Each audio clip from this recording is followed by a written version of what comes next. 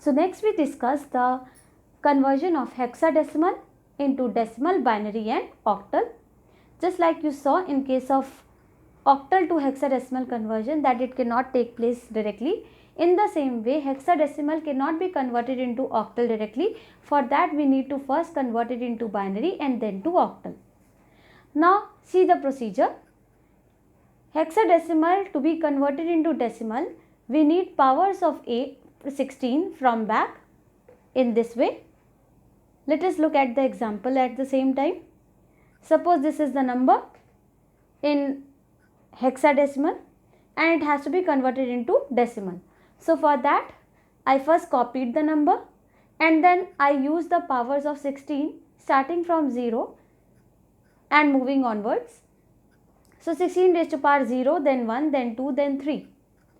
Then after this, how we solve it? 16 raised to power 3 into 1, then 16 raised to power 2 into 4, then 16 raised to power 1 into A. A means 10 in hexadecimal. Therefore, we wrote 16 raised to power 10, 16 raised to power 1 into 10, and then after that 16 raised to power 0 into 6, and then after solving you can see the answer 5286, which is in terms of decimal number system.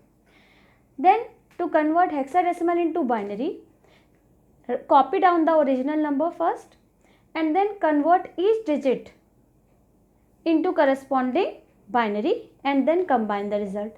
So you know that hexadecimal numbers when represented in binary are represented in 4 digits. Therefore 1 is represented as 0001, 4 is represented as 0100, then A is represented as 1010 and 6 is represented as 0110.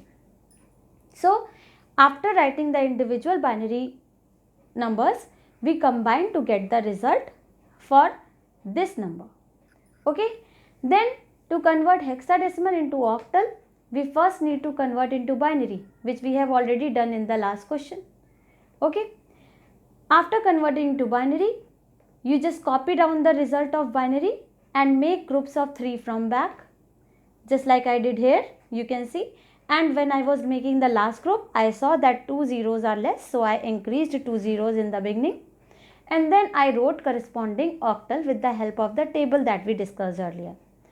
So this is 0, 1, 2, 2, 4, 6, and then after this we combine the result to get the final answer.